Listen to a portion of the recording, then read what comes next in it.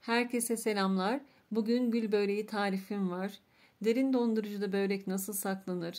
Derin dondurucudan çıkan börek nasıl pişirilir? Onu göstereceğim. Buyurun yapımına geçelim. Haşlamış olduğum orta boy 8 adet patatesi güzelce eziyorum. Püre haline getirdikten sonra 1 adet büyük boy soğanı küçük küçük doğruyorum. 1 çay bardağı zeytinyağında kavuruyorum.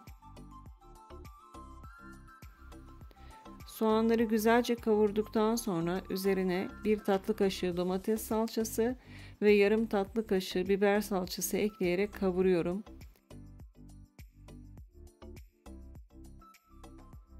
Salçalar iyice kavrulduktan sonra üzerine 1 tatlı kaşığı pul biber, 1 çay kaşığı kırmızı toz biber, yarım çay kaşığı karabiber, yarım çay kaşığı kuru nane ve 1 çay kaşığı tuz ekliyorum. Baharatları kendi damak tadınıza göre ekleyip çıkartabilirsiniz. İsterseniz farklı baharatlar da ekleyebilirsiniz. Baharatları da biraz kavurduktan sonra üzerine haşlayıp ezdiğim patatesi ekliyorum.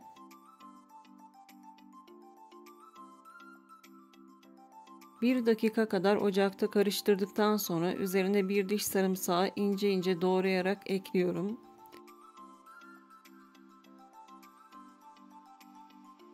Sarımsak çok güzel bir tat veriyor. Denemenizi tavsiye ederim. 1-2 karıştırdıktan sonra ocağın altını kapatıyorum ve soğuması için kenara alıyorum. Şimdi sosunu hazırlayalım. Sosu için 5 yemek kaşığı tereyağını eritiyorum. Tereyağının erimesine yakın ocağı kapatıyorum ve kalan tereyağını erimiş sıcak yağın içinde eritmeye devam ediyorum. Yağı kızdırmamak için erken kapatıyorum. Daha sonra üzerine 150 milimlik çay bardağı ile sıvı yağ ekliyorum ve 2 yemek kaşığı sirke ekliyorum. Sos soğuyunca üzerine 5 yemek kaşığı un ekleyerek topak kalmayana kadar güzelce çırpıyorum. Sos da hazır. Şimdi böreğin yapımına geçelim. Bir yufkayı açıp üzerine 4-5 yemek kaşığı kadar sos sürüyorum ve fırça yardımıyla her yerine gelecek şekilde sosu sürelim.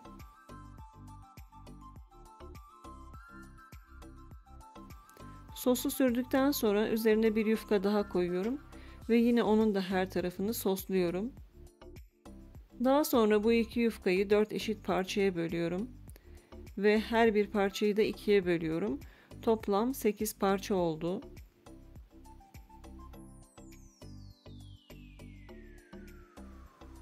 Kestiğim parçaları şöyle bir ayırayım. Şimdi uzun kenarına gelecek şekilde hazırlamış olduğum patatesli harcı koyuyorum. İnce bir şerit halinde. Sivri uçlarının olduğu yere çok koymayalım. Orası boş kalsın. 2 parmak kadar. Çünkü orayı böreğin altına kıvıracağız. Boş kalması gerekiyor.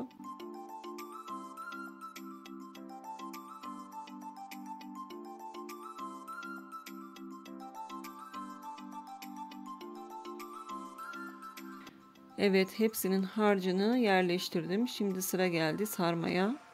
Sigara böreği sarar gibi sarıyoruz.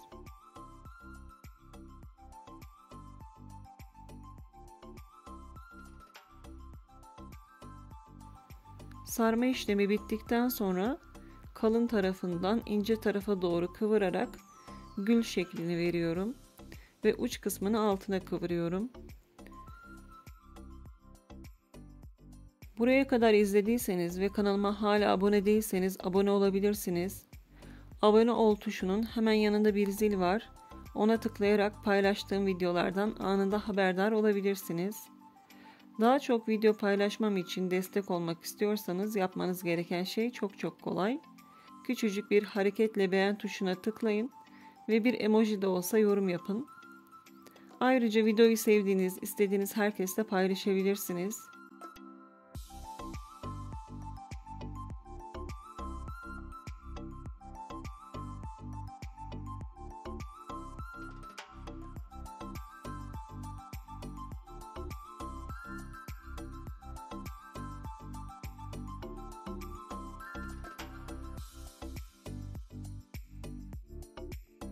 Böreklerin hepsini sardıktan sonra yağlı kağıt serdiğimiz fırın tepsisine yerleştirelim ve derin dondurucuya koyalım. Eğer derin dondurucunuz çekmeceli ise uzun ince kaplara da koyabilirsiniz. İyice donduktan sonra çıkaralım ve donmuş halde buzdolabı poşetlerine yerleştirelim. İçerisindeki havayı pipetle vakumlayarak ağzını sıkıca kapatabilirsiniz. Bu şekilde derin dondurucuya atın. İhtiyacınız olduğunda hemen çıkarıp donmuş haldeyken hiç çözülmesini beklemeden yine yağlı kağıt sermiş olduğunuz fırın tepsisine dizin ve üzerine 1 yumurta sarısı ve 2 yemek kaşığı sıvı yağ karıştırarak sürün. Önceden ısıtılmış 190 derecelik alt üst ayardaki fırına gönderin. Yaklaşık 30 dakikada pişecektir. Siz yine de her fırın farklı olduğu için kontrollü bir şekilde pişirin. Daha kısa sürede ya da daha geç pişebilir. Gördüğünüz gibi üzeri nar gibi kızarmış çıtır çıtır gül börekleriniz yeni yapmışsınız gibi hazır olacak. Yapacak olan herkese kolay gelsin. Bir sonraki tarifte buluşana kadar Allah'a emanet olun, sağlıcakla kalın.